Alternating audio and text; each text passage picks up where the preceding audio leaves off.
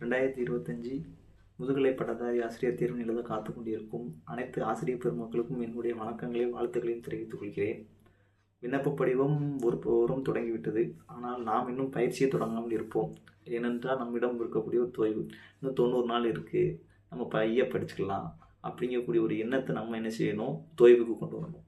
நாட்களை தொய்வுபடுத்தக்கூடாது, எண்ணங்களை தொய்வுபடுத்தணும். இந்த எண்ணத்தை தொய்வுபடுத்திட்டு இன்றே நம்ம என்ன செய்யணும், படிக்க தொடங்கணும். அதாவது இந்த குறிப்புகளை வச்சு படிக்கக்கூடியதை முதல்ல கைவிடணும். பிறருடைய குறிப்புகளை எடுத்து படிக்கிறதை விட நம்மளே மூல புத்தகங்களை தேடி அந்த மூல புத்தகங்கள்லேருந்து நாமளே வினாக்களையும் விடைகளையும் என்ன செய்யணும்னா உருவாக்கணும். அப்படி படித்தாதான் இந்த முறை நம்ம தேர்வில் என்ன செய்ய முடியும்னா வெற்றி பெற முடியும். டிஎன்பிசி தேர்வை பார்த்துருப்போம். அதில் ஒரு 10ஆப்பு தரத்துக்கே இவ்வளோ கடினமாக தமிழ் வினாக்கள் இருந்துச்சு அப்படிங்கிறத நம்ம பார்த்தோம். அப்போ டிஆர்பி தமிழில் எந்த அளவுக்கு இருக்கும் அப்படிங்கிறத நம்ம என்ன செஞ்சுக்கணும் அப்படின்னா இப்போமே தயாராகிக்கணும். அதாவது பைபிள் ஒரு வசனம் உண்டு, அது எனக்கு ரொம்ப பிடிச்ச வசனம். குதிரையை யுத்தத்துக்கு தயார்படுத்துங்கள், ஜெயமோ கத்தரால் வரும்.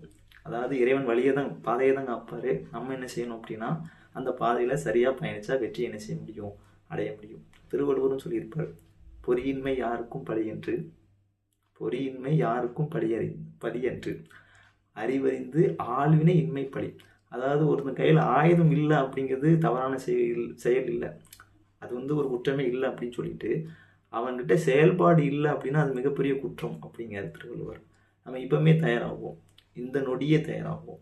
நாளை என்பது நமக்கு இல்லை. குதிரை யுத்தத்துக்கு தயார்படுத்துங்கள், ஜெயமோ கத்தரால் வரும். அனைவருக்கும் என்னுடைய வாழ்த்துக்களை தெரிவித்துக் கொள்கிறேன்.